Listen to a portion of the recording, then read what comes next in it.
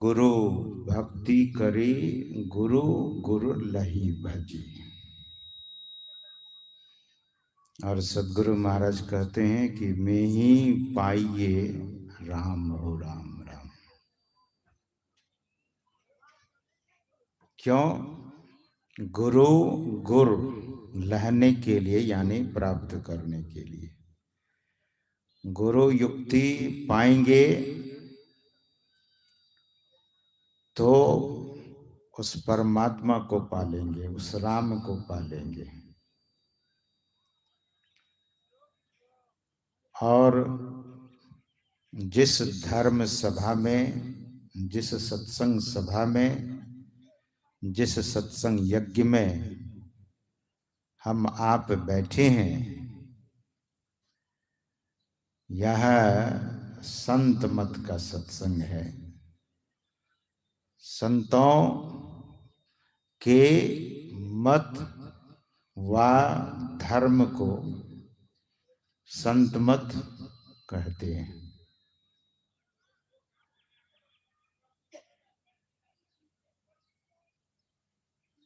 मैं जो भी आयोजक और कार्यकर्ता लोग हैं, वे अभी शांति का दान दें, सत्संग सुन लेने दीजिए लोगों को, तभी आप विधि व्यवस्था को बनाएंगे। लोगों का ध्यान नहीं बटाएं, ये मेरा आग्रह है। अभी शांत चित्त होकर जो सज्जन, जो भक्त जन आए हैं, उनको सत्संग सुनने दें। मुझे तो नेपाल राष्ट्र के भक्तों को देखकर इतनी हैरानी होती है कि बगल में पानी भी लग गया है। शायद आपका पैर पानी से भीगता होगा कुछ भक्तों का, लेकिन सत्संग के प्रति, गुरु के प्रति, ईश्वर के प्रति आपकी इतनी श्रद्धा है कि किसी भी कठिनाई का परवाह न करते हुए आप सत्संग में बहुत दूर दूर से आए हैं। बहुत लोग वर्षा का नाम सुनकर, वर्षा को देखकर अपने को घर में ही रख लिए होंगे, लेकिन आप लोग इतने श्रद्धालु हैं तो मैं बारंबार आपकी श्रद्धा को नमन करता हूँ। और श्रद्धा से ही ज्ञान की प्राप्ति होती है। भगवान श्री कृष्ण कहते हैं, श्रद्धावान लभते ज्ञानम तत्परः संयते इंद्रियः।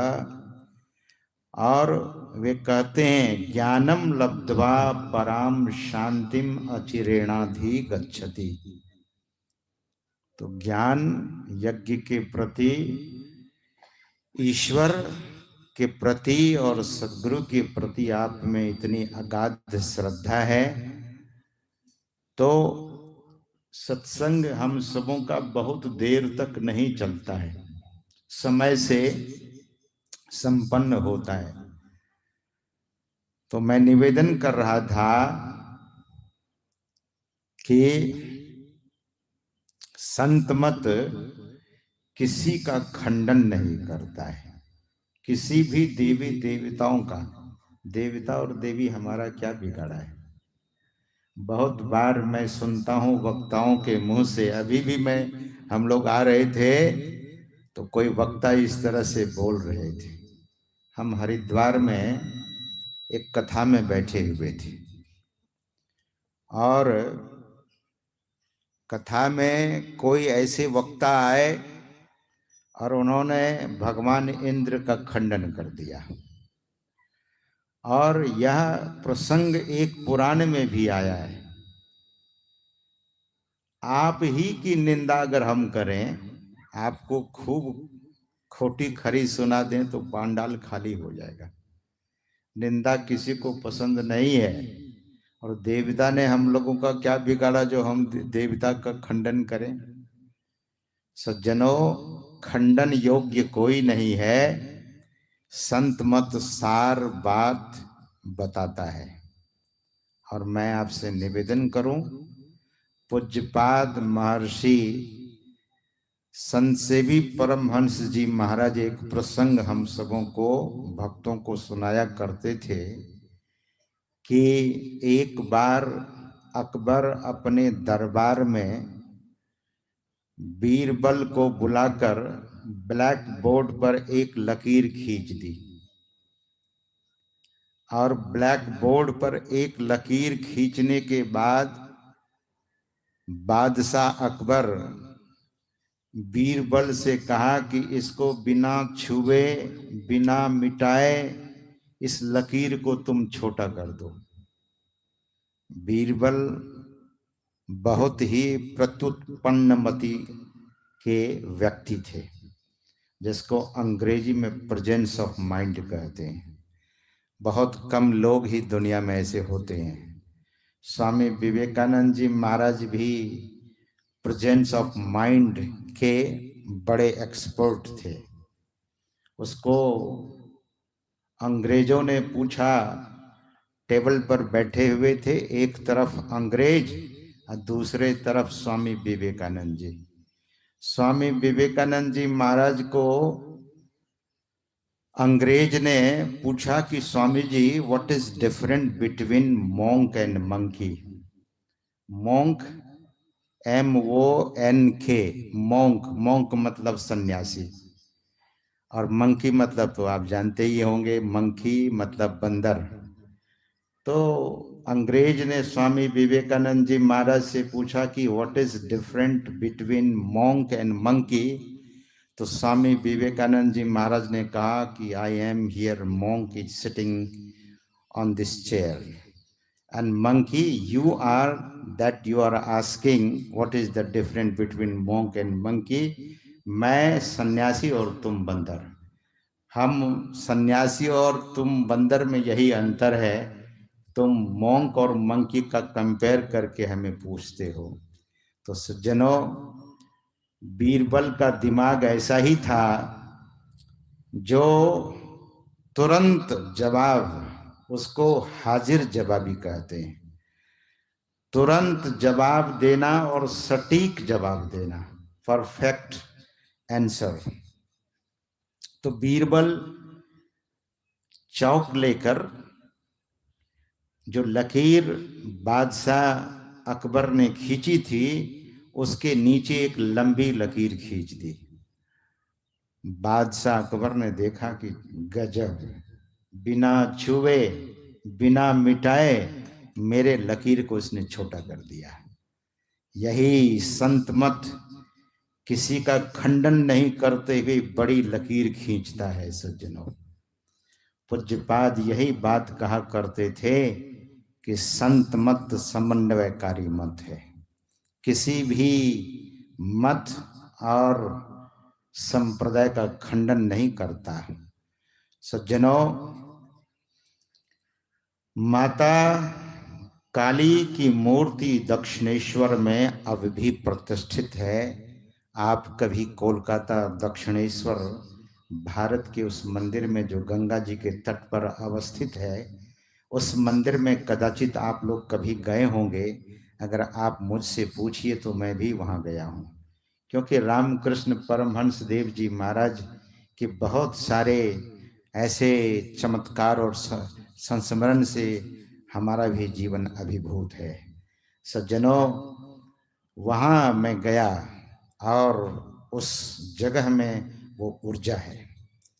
आज महर्षि में ही आश्रम कुप्पा घाट में उन सभी भक्तों का मस्तक वहाँ झुकता है, उस चरण धूल को ढूंढता है जहाँ संत सदगुरु महर्षि में ही परमहंस जी महाराज अपनी तपस्या पूरी की थी। वहाँ एक बार ध्यानाभ्यास हो रहा था, मास ध्यान। उस समय सदगुरु महाराज स्वशरीर विद्यमान थे और मास ध्यान चल रहा था। उस समय पूज्यपाद महर्षि शाही स्वामी जी महाराज आश्रम के व्यवस्थापक थे और सबसे अंत में जाकर के वे ध्यान में बैठते थे, सारी व्यवस्था को देख करके। तो जब आप लोग कुप्पा घाट तो गए ही होंगे, अधिकांश लोग, शायद ही कोई नहीं गए हों, तो कुप्पा घाट में जो अंदर वाला सत्संग मंदिर है बहुत छोटा है, हॉल भी बहुत छोटा है, बाहर का सत्संग प्रसाल उस समय नहीं बना था। उस प्रसाल में ही, अंदर वाला सत्संग मंदिर के हॉल में ही सभी साधक लोग बैठ करके सत्संग और ध्यान करते थे। तो शाही स्वामी जी महाराज, ठीक है ठीक है, थोड़ा सहन कर लिया जाए गर्मी। तो शाही स्वामी जी महाराज जब वे जाते थे ध्यान करने के लिए, तो नीचे मंदिर के सीढ़ी के नीचे जितने जूते चप्पल होते थे, उस सभी जूते चप्पल को साइज में लगा देते थे। और वहां जो वो धूल पड़ी होती थी, शाही स्वामी जी महाराज उस धूल को उठाकर अपने मस्तक में लगा लेते थे। सज्जनों, वो इसलिए कि जो भक्त लोग सदगुरु महाराज का दर्शन करने आए हैं वो कोई साधारण नहीं, और सदगुरु महाराज का दर्शन करने तो सूक्ष्म रूप से देवी देवता भी आते रहे वहां। इस तरह का कई प्रसंग वहां सुना गया और देखा गया है। तो सज्जनों, श्री राम कृष्ण परमहंस देव जी महाराज उस देवी माता यानी पत्थर की मूर्ति, आपने तो जीवन में कभी नहीं देखा होगा किसी मूर्ति को बोलते हुए। अगर देखा होगा तो कोई हाथ उठाइए जो पत्थर की मूर्ति बोलती हो। लेकिन राम कृष्ण की प्रार्थना में, उनकी पुकार में, उनकी श्रद्धा में इतनी गहराई थी कि पत्थर की मूर्ति भी बात करती थी रामकृष्ण परमहंस देव जी महाराज से।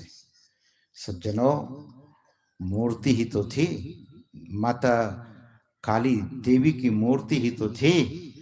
लेकिन जिस व्यक्ति के भीतर में भाव नहीं होता है, भक्ति और भगवान उससे बहुत दूर होते हैं। भाव, हम आप प्रार्थना करते हैं प्रेम भक्ति गुरु दीजिए, अगर भाव नहीं है तो सदगुरु बहुत दूर रहेंगे। और भाव होगा, दुख सही सही रोता, भाव होगा जो शुष्क हो चुके हैं, जिसका भीतर भाव से सूख चुका है, ऐसे भक्तों को उनके इष्ट उनके करीब नहीं आते, उनको दर्शन नहीं देते। इसीलिए भाव बड़ा प्रधान है। भाव नहीं है, भक्ति भाव विसरा रहे। भक्ति का भाव, भक्ति में भाव ही नहीं है। भक्ति तो मीरा ने भी की है।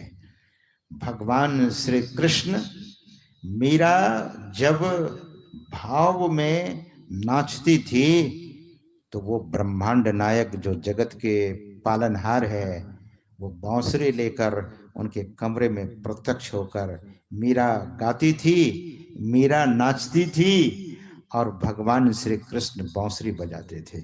ये भक्तों का भाव। सज्जनों, इसका मतलब ये नहीं कि मीरा की सिद्धि, मीरा की निर्गुण सिद्धि नहीं हुई। वे क्या कहती है, आपने कदाचित सत्संग योग में उनकी वाणी को पढ़ी होगी, आपने पढ़ा होगा। है ये लोग को क्या मतलब जो है, अब हो गया, इसको इन लोगों को कहिए एक साइड में बैठने के लिए। बोलिए श्री सद्गुरु। सज्जनों, हम आप इस भाव से उस परमात्मा को पुकारें, और परमात्मा को पुकारने के लिए दरअसल में अगर संत महापुरुषों के अनुसार हम उसे पुकारें, परमात्मा का नाम बहुत है। दादू दयाल जी महाराज कहते हैं कि दादू सृजनहार के केते नाम अनंत, क्योंकि वे अनंत हैं और उनका नाम भी अनंत है। भगवान कहते हैं कि मेरा नाम इतना है कि जितने धरती पर धूल कण नहीं है उससे भी ज्यादा मेरा नाम है। लेकिन उसी बात को दादू दयाल जी महाराज क्या कहते हैं? दादू सृजनहार के केते नाम अनंत, चित आवै सो लीजिए, यों सुमरय साधु संत। जिस विधि से साधु संत सुमरते हैं उस विधि से अगर नाम का सुमरन करेंगे तो सज्जनों तब सिद्धि की प्राप्ति हो जाएगी, यानी जपात सिद्धि, यानी जप की सिद्धि हो जाएगी क्रम क्रम से। अगर एबीसीडी नहीं जानते हैं, फ्रांस के बहुत लोग अंग्रेजी से घृणा करते हैं। मैं जब पहली बार 2000 ईस्वी में फ्रांस गया और फ्रांस में जब लोगों से पूछता था, can you tell me where is the taxi station, तो फ्रेंच लोग इतना फैनेटिक है, अंग्रेजी में ही मुझे उसने कहा कि do you know French, then I will tell you where is the taxi station. मैं बड़ा हैरान हो गया। मैंने उनसे कहा, अंग्रेजी बोलते हो और हमें आप फ्रेंच सीखने के लिए कहते हो? मैं तो पहली बार आया हूं और आप फ्रेंच सिखाने चले हमें? मतलब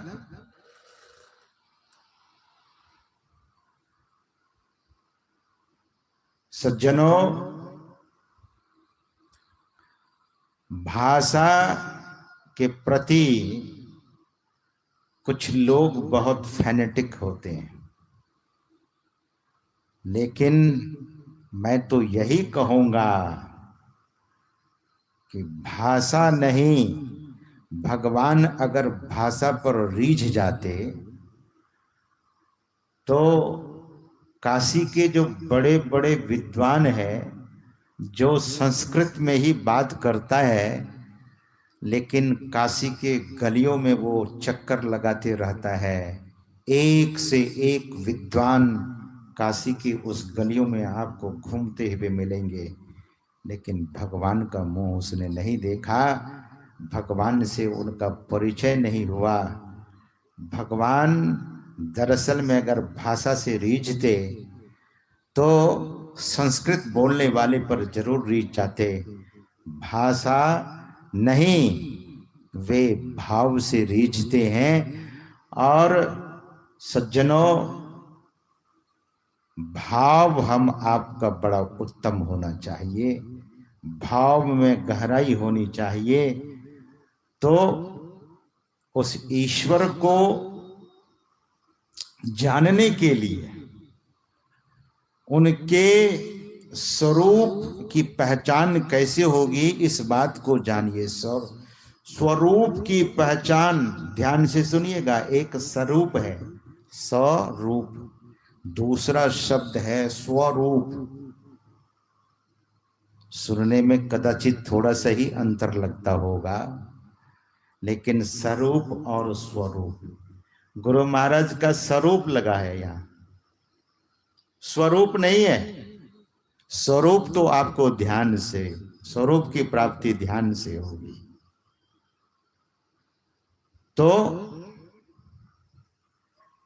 सज्जनों, भाव अगर गहरा हो जाए, जानिए उस ईश्वर के स्वरूप को पहले बौद्धिक रूप से।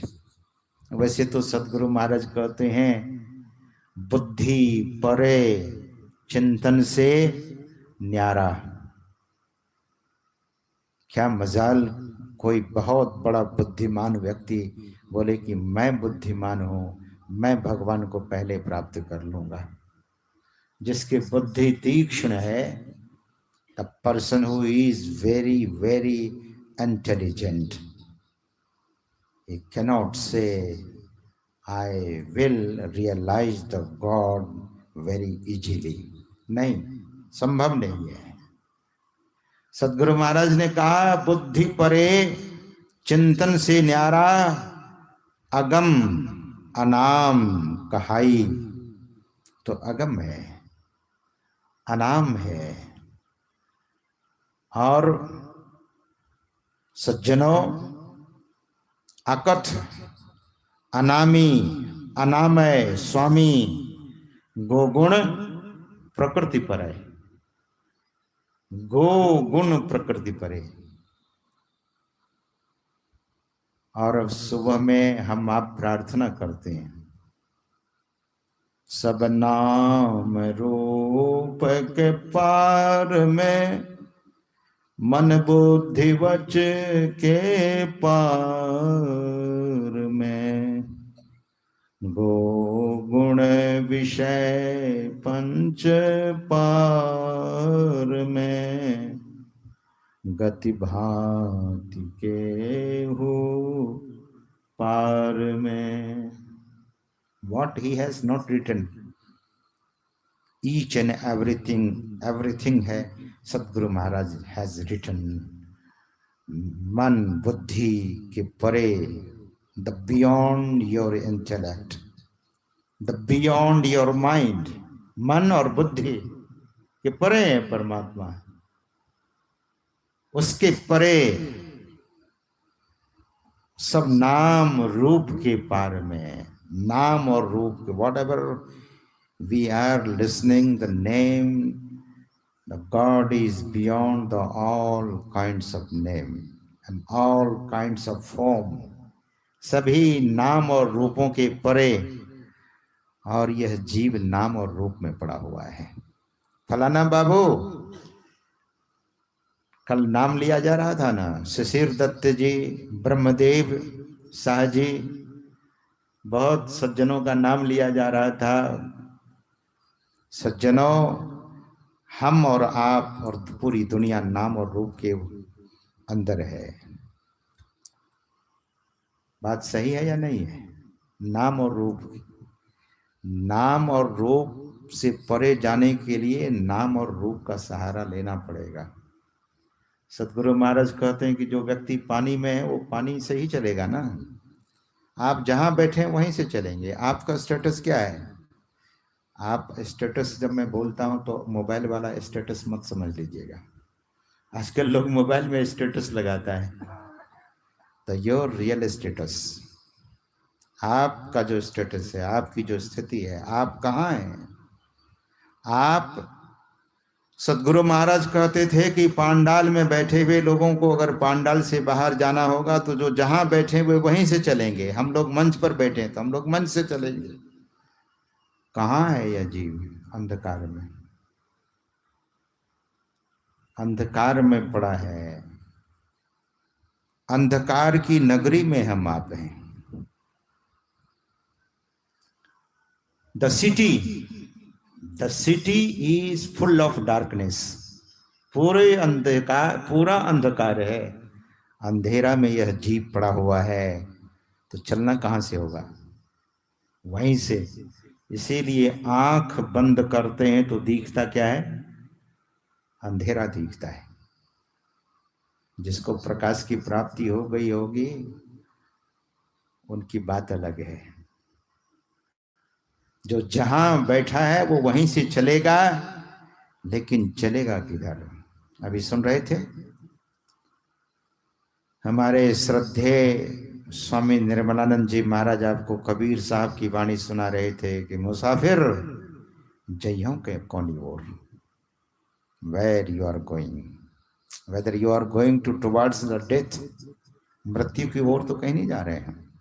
वेद के ऋषि कहते हैं मृत्युर्मा अमृतम गमया, मृत्यु से अमृत की ओर चलिए, मृत्यु से अमरता की ओर। और असतो मां सद्गमया, संसार असत्यमय है, असत्य से सत्य की ओर जाना होगा, चलना चाहिए, यही बुद्धिमानी होगी। और तमसो मां ज्योतिर्गमया, अंधकार से प्रकाश की ओर। ईश्वर का जो स्वरूप है वो क्या है? स्वरूप के बारे में मैं आपसे निवेदन कर रहा हूं। ईश्वर सत्य स्वरूप है, वहां असत्य नहीं है, सत्य स्वरूप है। सदगुरु महाराज ने कहा, इसीलिए लोगों ने उसे महर्षि कहा। महर्षि मतलब who has discovered the hymns, who has discovered the unique method in meditation, जो ध्यान में, जो समाधि में उस मंत्र के दृष्टा बने, उस सदयुक्ति के दृष्टा बने, उसी को महर्षि कहा जाता है सज्जनों। महर्षि, और उनकी दृष्टि देखिए, वे कहते हैं सत असत रू के पार में। सतलोक के बारे में तो आपने सुना ही होगा। पिंड ब्रह्मांड के सांकेतिक चित्र को आपने देखा होगा, कहां तक असतलोक है और कहां सतलोक है, और जो त्रय वर्ग परम पद है वो सत और असत दोनों से परे है। इसीलिए सदगुरु महाराज लिखते हैं कि सत असत हो के पार में। लेकिन ये जो ब्रह्मांड में सांकेतिक चित्र हम आप देखते हैं, और सांकेतिक चित्र का मतलब होता है कि सिंबॉलिक, तो सिंबल वो इंडिकेट करता है। ध्यान से सुनेंगे, आपके नेपाल में भी नक्शा तो होगा ना जमीन का, रोड मैप तो होगा ना, आप जीपीएस से कभी चलते होंगे ना। जीपीएस आपको ले जाता है, जीपीएस में गड्ढा नहीं होता है। जीपीएस में जो रोड होता है उसमें गड्ढा नहीं होता है, लेकिन जीपीएस गाइड करके आपको गंतव्य स्थान पर लेकर जाता है। नक्शा जो मानचित्र है, सांकेतिक चित्र है, आपकी जमीन कहाँ है, कितना नंबर खसरा और खाता है, आपके यहाँ होता कि नहीं होता नहीं मालूम, हमें भारत में होता है। तो सज्जनों, आप नक्शा में पढ़ करके पता लग जाता है आपको कि आपकी जमीन कितने नंबर खाता में, कितने नंबर खसरा में है, आपको पता लग जाता है। सदगुरु महाराज ने जो वो सांकेतिक चित्र बनाया है, चित्रकार सज्जनों, जो ड्राइंग किया गया है मात्र संकेत है। आप चौराहे पर जाते हैं, जहां चौक बना होता है, वहां पर आपको विराटनगर जाना है, काठमांडू जाना है, धरान जाना है, एरो दिया रहता है, और जहां जाना होता है उधर जाते हैं। जो सांकेतिक चित्र है वह केवल इशारा करता है। अगर उसी चित्र में कोई कारण मंडल को ढूंढे, महाकारण मंडल को ढूंढे कि इसी चित्र में मिल जाए, हमें संभव नहीं है। श्री राम कृष्ण परमहंस देव जी कहा करते थे कि पंचांग में वर्षा का योग लिखा होता है। क्यों? पंचांग में वर्षा का योग लिखा होता है, लेकिन पंचांग को निचोड़ोगे तो एक बूंद पानी नहीं निकलेगा उससे। संकेत, महापुरुष संकेत करते हैं। तो सज्जनों, जइहों कौनी ओर, कहाँ जाएंगे? शरीर में तो आ गए, न जाने कहां से यात्रा करते करते करते आकर 4,84,00,000 जोनी भ्रमत यह जीव अविनाशी। फिरत सदा माया कर प्रेरा, काल कर्म स्वभाव गुण घेरा। कबहु करी करुणा नर देही, देत ईश बिनु हेतु स्नेही। आप कभी ये मत समझिएगा कि मेरे प्रयास से ये शरीर मिला है। कभी अपने संबंध में ऐसा नहीं कहिएगा, मैंने किया कुछ ऐसा, मुझे मानव शरीर मिला है। भगवान की वाणी झूठी हो जाएगी। भगवान कहते हैं कबहु करी करुणा नर देही, देत ईश। ईश ने दिया है, परमात्मा ने दिया है। अब आ तो गए यहाँ। कहाँ? इस शरीर में। अब इस शरीर से आगे कहाँ जाएंगे? Next journey. अब अगली यात्रा कहाँ होना? कुत्ते के शरीर में? सॉरी महाराज, ऐसा मत बोलिए, कुत्ते के शरीर में नहीं। अरे बड़ा अच्छा है, भालू का शरीर मिल जाए। बोले अरे महाराज ये भी नहीं। अच्छा जंगल का जो राजा होता है सिंह, वो शरीर मिले? बोले महाराज वो भी शरीर नहीं चाहिए। कौन सा शरीर? राजकुमार का शरीर। आ हा, क्या क्या अच्छा होगा मैं राजकुमार बनूं, राजकुमारी बन जाऊं, बुद्धिमती बनो, बुद्धिमान बनो। नारी कहती है कि मेरे अंदर ऐसी बुद्धि हो जाए कि कभी मेरा मन विषय में नहीं जाए। पुरुष जो विषयों की ओर जाता है, कितनी बेइज्जती होती है उनकी। सज्जनों, ऐसे विषयी पुरुष को भगवान श्री राम कहते हैं क्या? वो लंपट है। भगवान की वाणी का पाठ, अच्छा उनकी वाणी पर पूरी बात तो कही नहीं जा सकती है। एक ही दिन में, एक ही घंटे में क्या क्या कहा जा सकता है। नर्तन पाए विषय मन देही। नर्तन पा करके इस शरीर में आकर के विषय मन देही पलट सुधा। अमृत को उल्टा दिया उसने, पलट सुधा। तब भगवान एक बड़ा कड़ा शब्द बोलते हैं, कहते हैं सठ पलट सुधा ते। कौन? वो व्यक्ति सठ, वो सठ है विष ले ही विषय विष लेता है।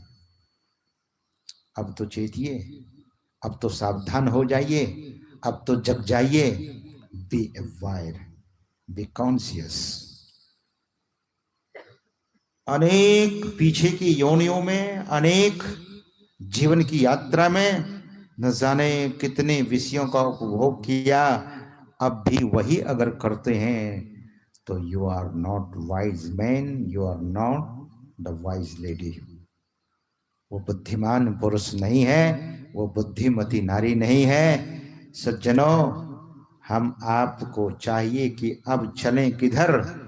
तो महापुरुष कहते हैं ईश्वर की ओर, ईश्वर की ओर। मंदिर क्या है?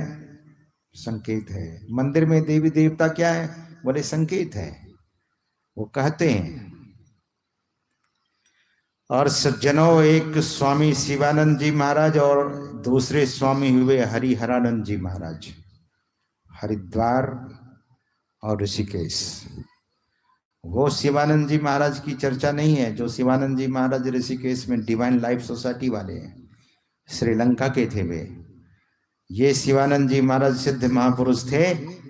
उसने कहा कि तुम पूर्ण परमात्मा, तुम पूर्ण हो, तुम पूर्ण हो। ईश्वर के लिए कहते हैं परमात्मा। और सबके प्राणपति। सबके प्राणपति कौन है? प्राणों के पति, प्राण के पति वही ईश्वर है, वही परमात्मा है। उस परमात्मा के बारे में हम आप जाने। वेद के ऋचा में जो हम आप सुनते हैं, सत्संग योग में जो वेद मंत्र दिया गया है, उस वेद मंत्र में क्या आया है?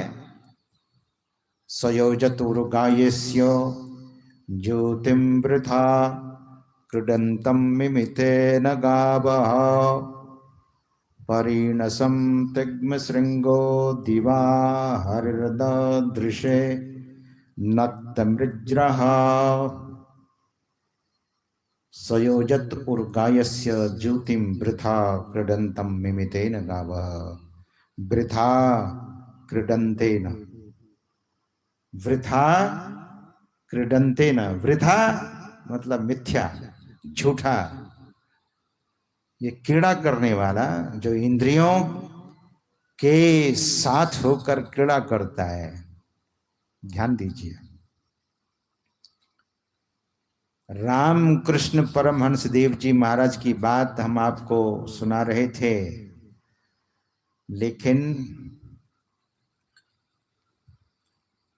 उनकी भक्ति पूरी तब तक नहीं हुई जब तक संत सदगुरु उसे नहीं मिले। संत सदगुरु तोतापुरी जी महाराज, अवधूत तोतापुरी जी महाराज। अवधूत मैं कह रहा हूं, शरीर पर कोई वस्त्र धारण नहीं करते थे, उनको दिगंबर भी कहा जाता है। जैन धर्म में एक श्वेतांबर होते हैं और दूसरे दिगंबर होते हैं। दिगंबर वो है जो दिशा ही उसका परिधान है, वस्त्र है। वो कहते हैं कि क्या, एक जैनी महात्मा थे ना जो अब शरीर छूट गए, तरुण सागर जी महाराज, वो कहते थे कपड़ा नहीं तो धोने का कोई लफड़ा नहीं। वो कहते थे कि कपड़ा नहीं तो धोने का लफड़ा नहीं।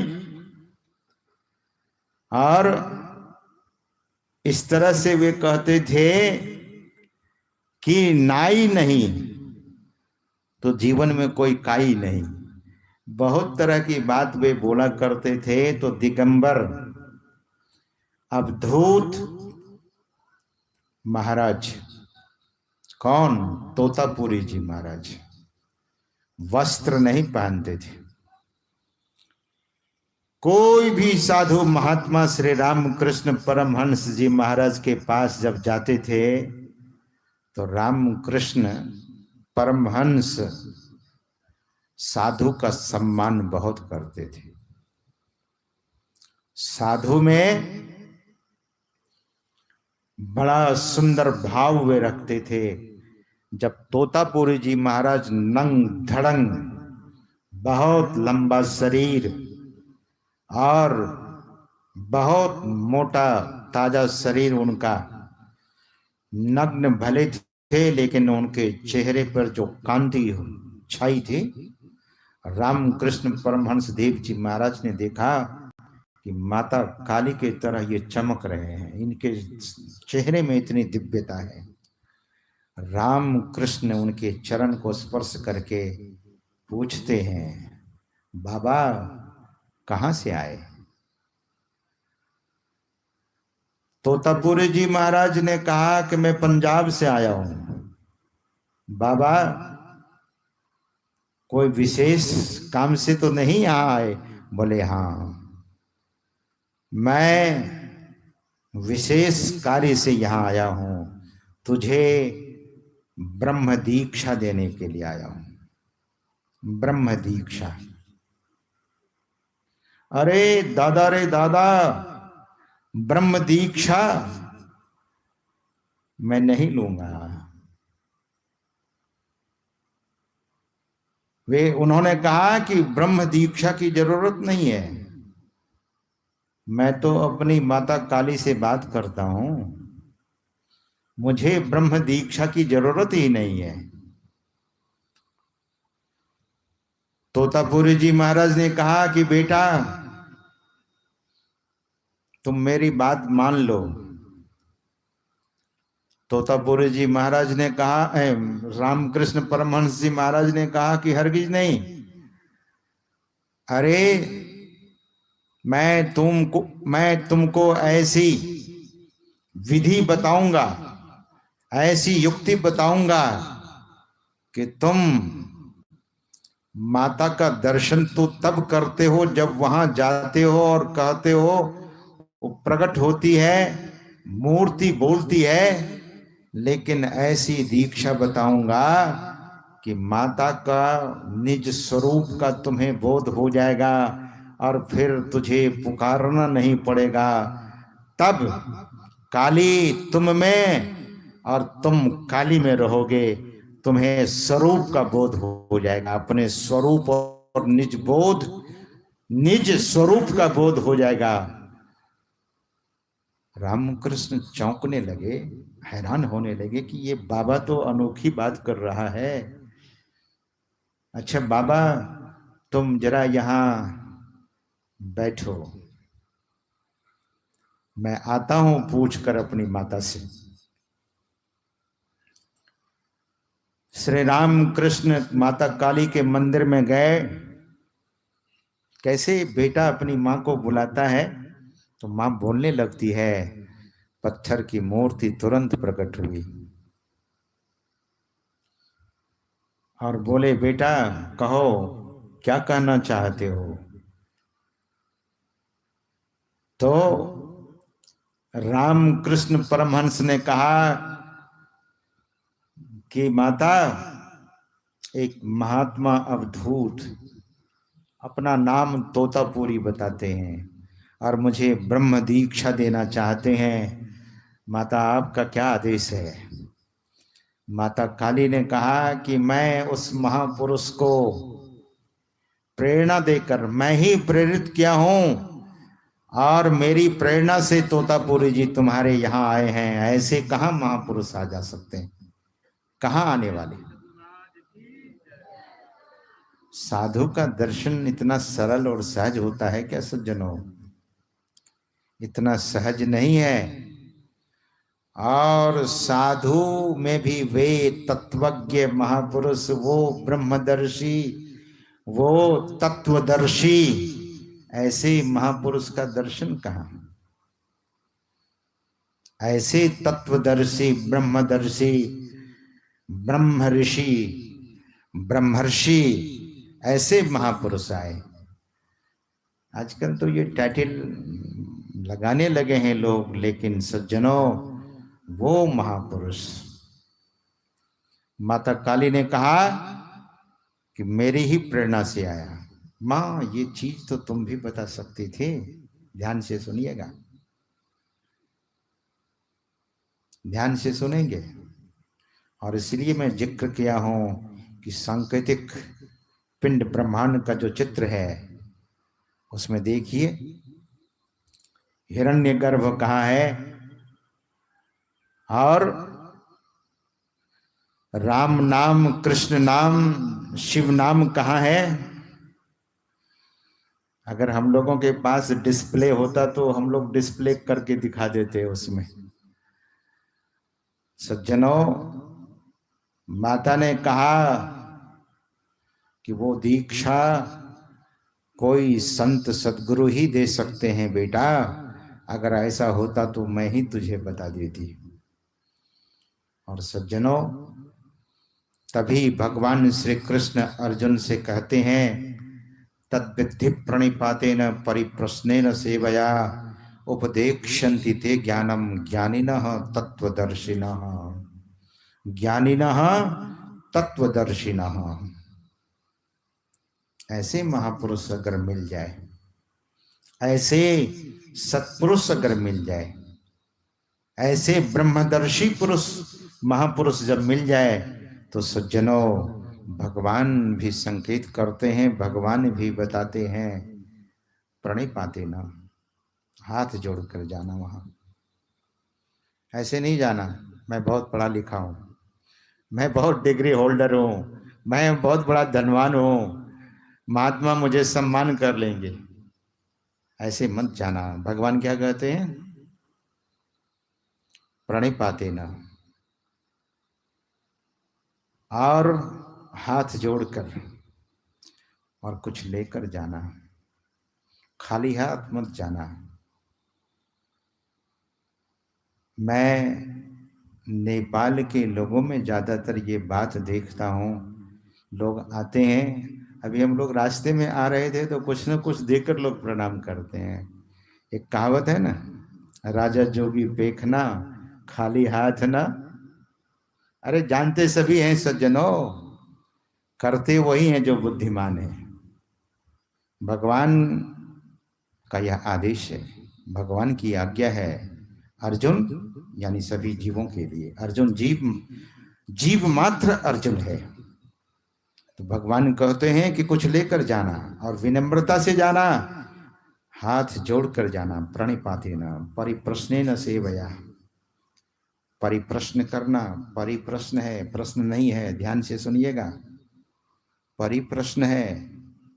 परिप्रश्नेन सेवया विनम्रता से पूछना उसे और उनकी सेवा करना। गुरु की भक्ति, साधु की सेवा बिनु नहीं कछु हो पाई हो। साधु की सेवा मिले तो कर लीजिएगा, साधु सेवा कर मिले। विषय विकार मिटाओ, पाप हरो देवा, श्रद्धा भक्ति बढ़ाओ। मेरे नारायण, मेरे ठाकुर, मेरे भीतर में श्रद्धा और भक्ति बढ़ाना। और एक चीज और मांग रहा हूं, संतन की सेवा। ओम जय जगदीश हरे। हे जगत के मालिक, संतों की सेवा। क्या पता, कभी कभी हम लोगों को भी कुछ लोग दान करते हैं, वस्त्र दान करते हैं, जिनका बड़ा पवित्र भाव। अभी हम लोग गए थे झारखंड बॉर्डर पर, पाकुड़, बंगाल और झारखंड बॉर्डर पे। एक भक्त हैं बड़हरबा में, उनको जानकारी हुई तो उन्होंने कहा, दीक्षा उन्होंने हमसे ली है, तो उन्होंने कहा कि महाराज जी इधर से जाएंगे। गए, हमारे श्रद्धेय स्वामी बोधानंद जी महाराज भी साथ में थे। तो चलते समय उन्होंने टॉवेल भेंट किया। तो मैंने पूछ लिया, ये सूती का है कि टेरिकॉटन का है? बोले महाराज जी ये तो टेरिकॉटन का है। उसे हटा करके कॉटन वाला टॉवेल लेकर के आया। और सज्जनों, आप जब वस्त्र महात्मा को देते हैं, ध्यान से सुनिएगा,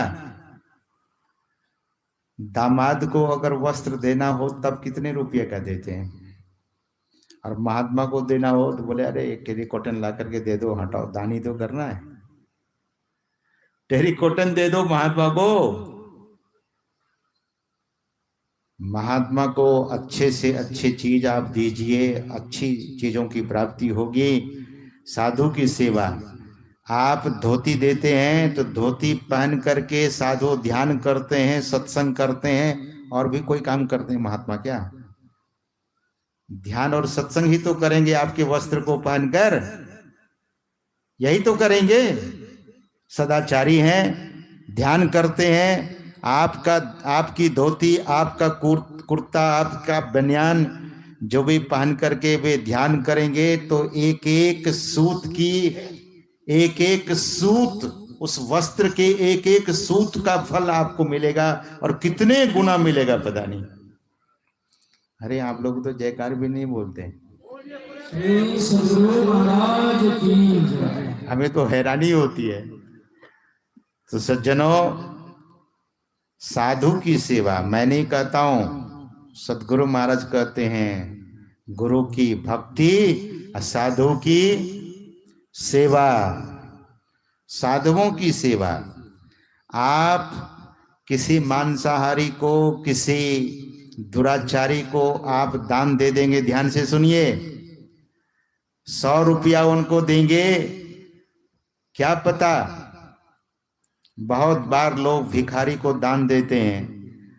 आपने 100 रुपया दिया और जाकर के मांसाहारी दुकान में जाकर भरपेट मांस खाएगा, अंडा 2-4-10 खा लेगा, पैसा बचेगा तो शराब भी पी लेगा, आपका दान का क्या हुआ? और साधु संतों को देंगे तब क्या होगा? मंदिर में अगर 5 ईंट भी लगा दिया साधु, 5 बोरी सीमेंट भी लगा दिया, तो जब तक वह मंदिर सत्संग मंदिर रहेगा तब तक आपको पुण्य होता रहेगा। इसीलिए साधु सेवा।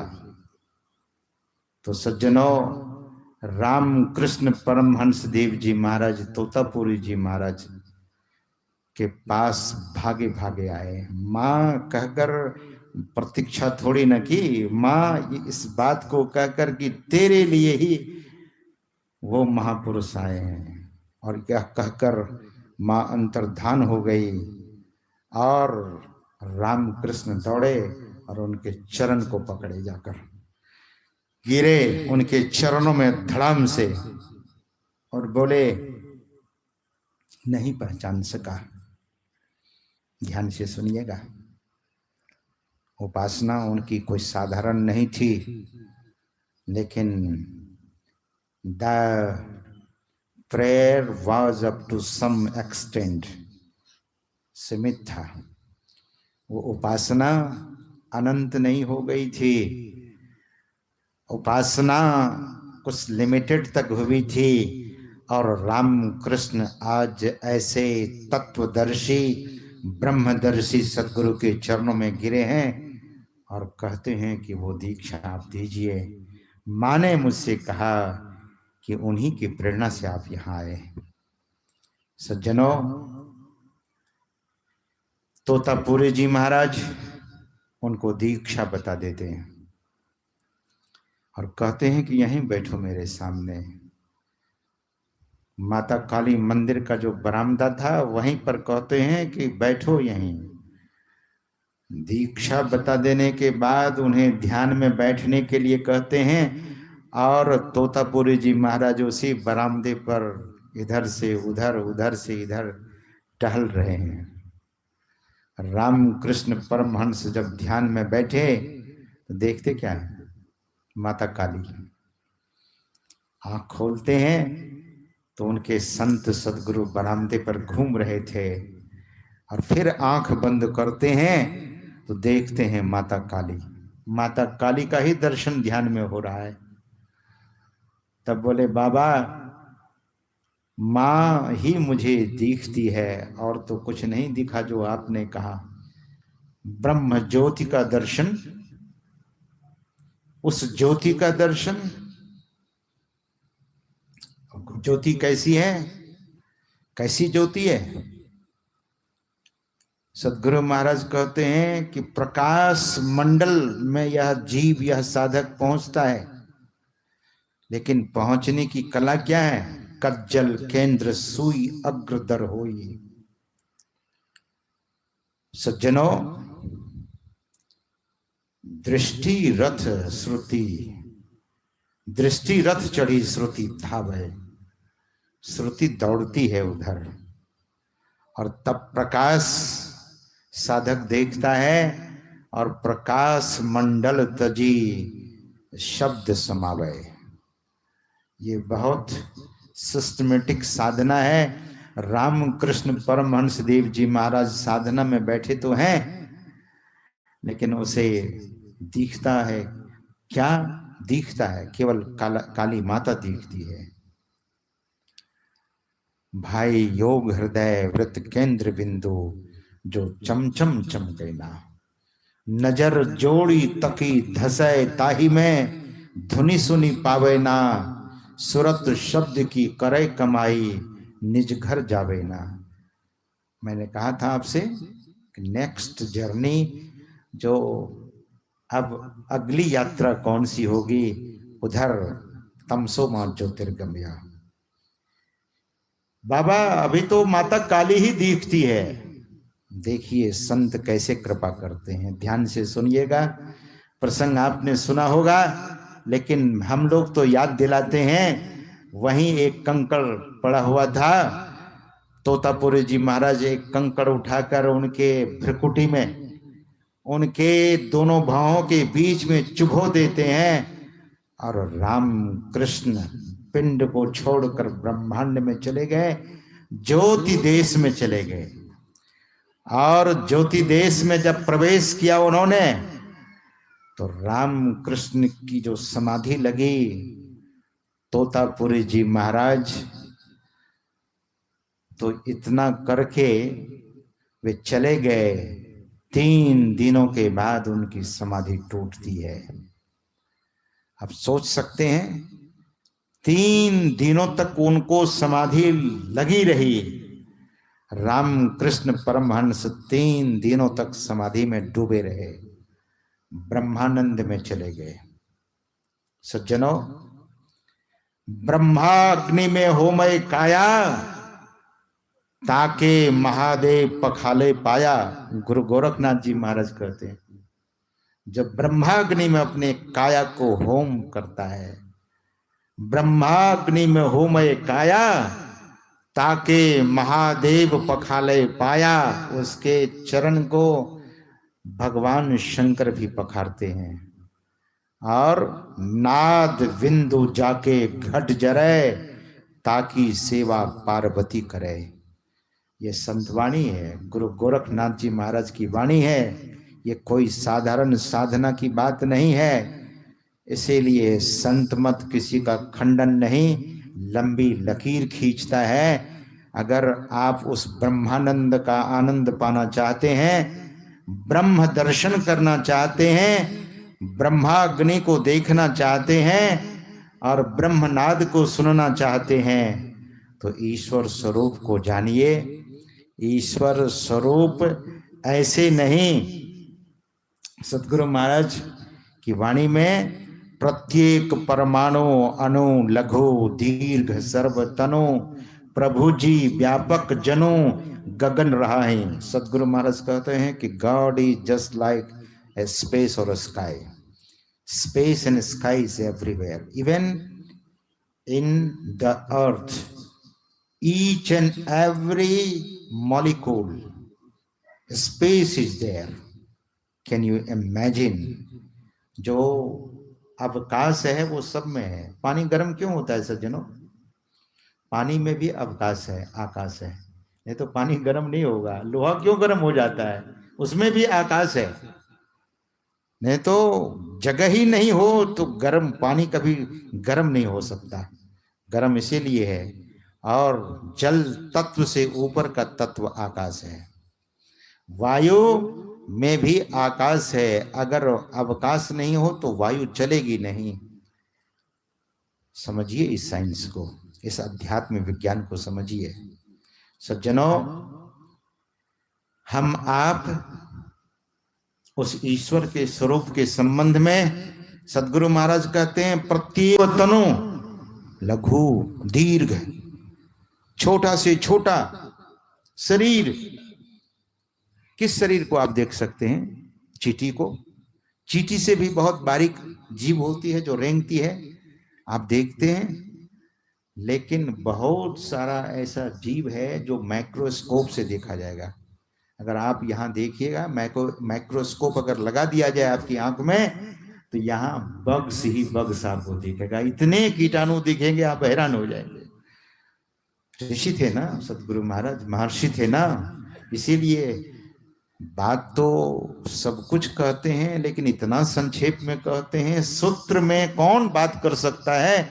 ऋषि और महर्षि। इसीलिए वे कहते हैं प्रत्येक परमाणु अणु लघु दीर्घ सर्वतनु, बड़ा से बड़ा शरीर और छोटा से छोटा शरीर, सूक्ष्म से भी सूक्ष्म शरीर जो माइक्रोस्कोप से आप देख सकते हैं।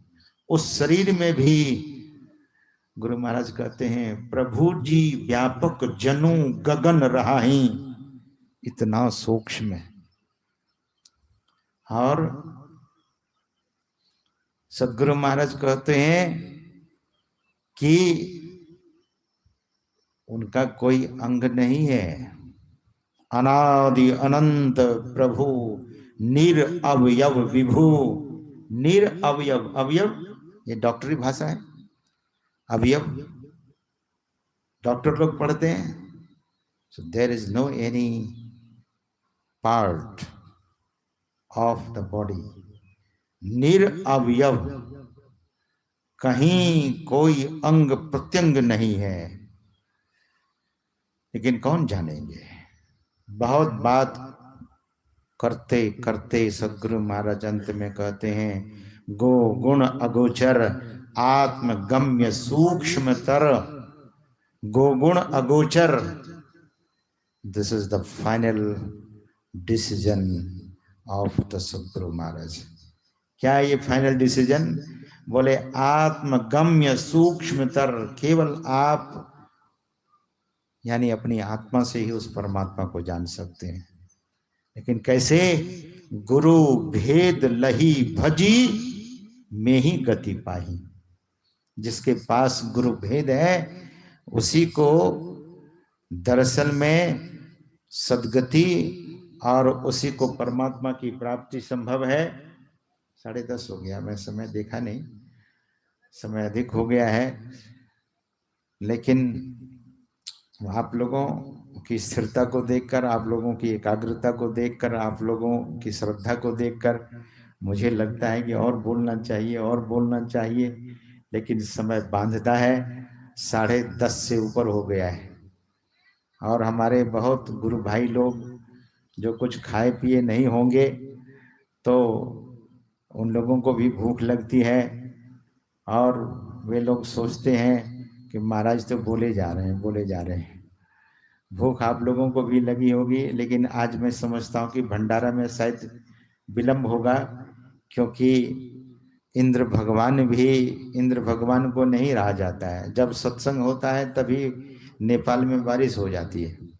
अखिल नेपाल में भी जोर से बारिश हो गई थी और हमारे ये जो आयोजक महोदय लोग हैं, इनका मन भी छोटा होता है। इस कार्यक्रम के लिए मैंने ब्रह्मदेव बाबू से और शिशिर दत्त जी, उन लोगों से, जब ये लोग आए थे यहाँ गुरु में ही सेवा धाम में कार्यक्रम लेने के लिए, तो मैंने कहा था कि 7 तारीख तक आप कार्यक्रम करा लीजिए, लेकिन इन लोगों ने कहा कि महाराज हम लोगों के लिए वो पॉसिबल नहीं है, 8, 9, 10 दे दीजिए। तो जब हम यहाँ भारत से नेपाल आ रहे थे तो वेदर, जो मोबाइल में वेदर का इंफॉर्मेशन होता है, उसको जब मैं देखा तो उसमें लिखा हुआ था कि 8, 9, 10 3 दिन बारिश का योग होगा, बारिश होगी। लेकिन आप लोगों की श्रद्धा को देखकर इंद्र भगवान ने बारिश को रोक दिया और आप लोग सत्संग में बैठकर सत्संग सुन रहे। बारिश होने पर भी इंद्र भगवान ने देखा कि चलो एक बार इन लोगों को डरा के देखते हैं कि ये लोग सत्संग में आते हैं कि नहीं आते हैं। आप लोगों ने कहा कि प्रभु आप अपना काम करो, हम लोग अपना काम करेंगे। तो सज्जनों, समय तो अधिक हो गया है। ईश्वर स्वरूप वह चीज है जिसे आप जानेंगे तो आपके जीवन में फिर भटकाव नहीं रहेगा। नामदेव जी को ईश्वर सभी जगह दिखने लगे, लेकिन कब? जब गुरु धारण किया। उस प्रसंग को भी मैं सुनाना चाह रहा था, क्योंकि ज्ञानेश्वर जी महाराज नामदेव जी महाराज को कहा कि मेरे साथ जितने महात्मा हैं सब पक्के हैं, आप कच्चे हैं। तो नामदेव जी महाराज ने ज्ञानेश्वर जी महाराज से पूछा कि मैं कच्चा कैसा हूं? मैं कच्चा महात्मा? बोले पक्का आप कच्चा हो, मतलब निश्चित रूप से आप कच्चा महात्मा हो। बोले कैसे महाराज?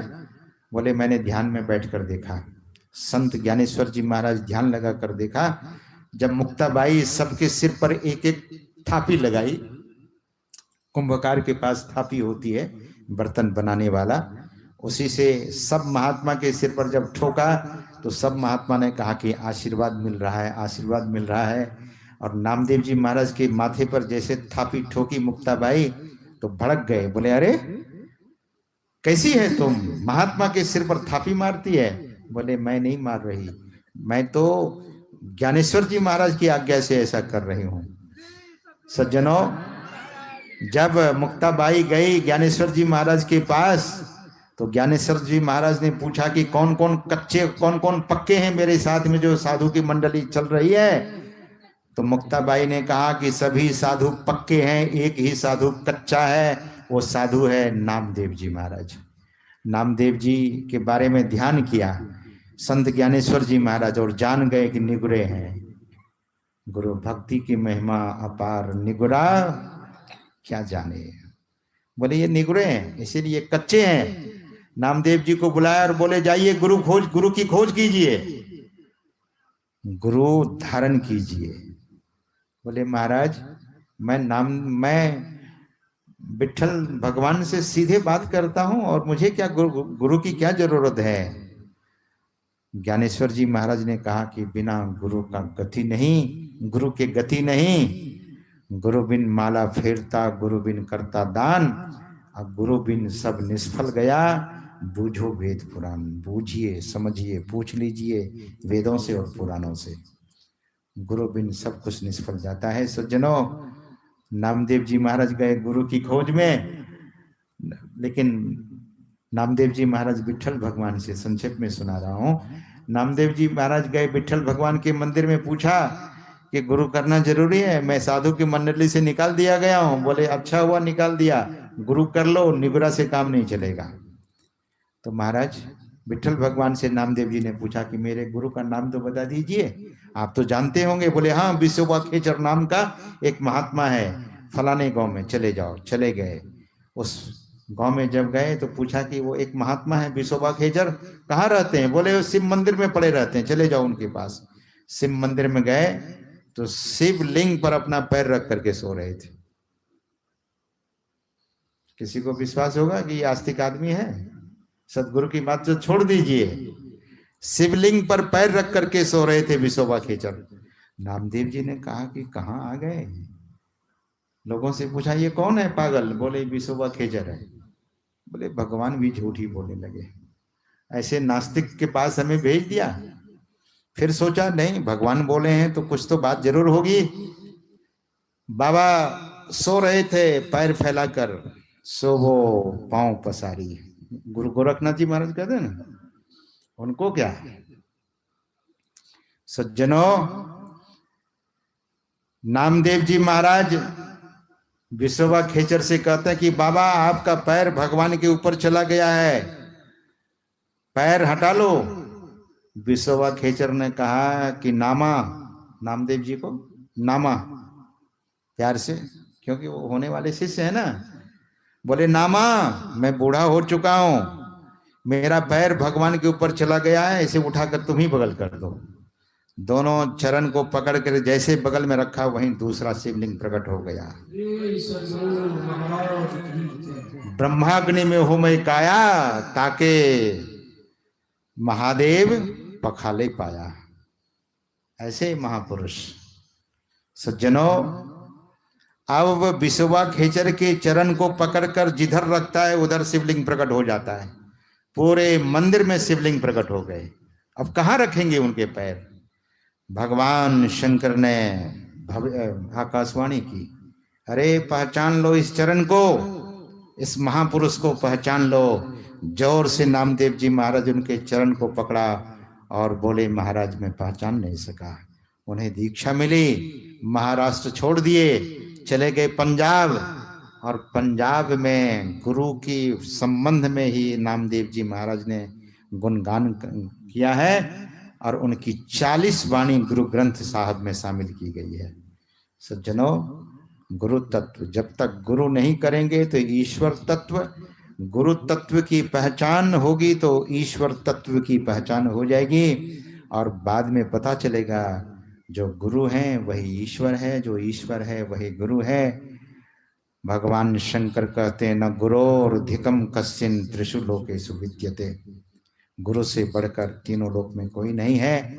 ऐसे ही गुरु के सानिध्य में आप सब, हम सब बैठे हैं। उनका ज्ञान बड़ा ऊंचा और पक्का है। उनके ज्ञान को जो प्रसाद के रूप में ग्रहण करता है, ऐसे शिष्य भी पक्के और सच्चे और पूरे हो जाते हैं। सज्जनों, हम आप अपने जीवन को धन्य और सफल करें। इन्हीं शब्दों के साथ एक बार प्रेम से बोलिए श्री सद्गुरु महाराज की जय। श्री सद्गुरु महाराज की जय।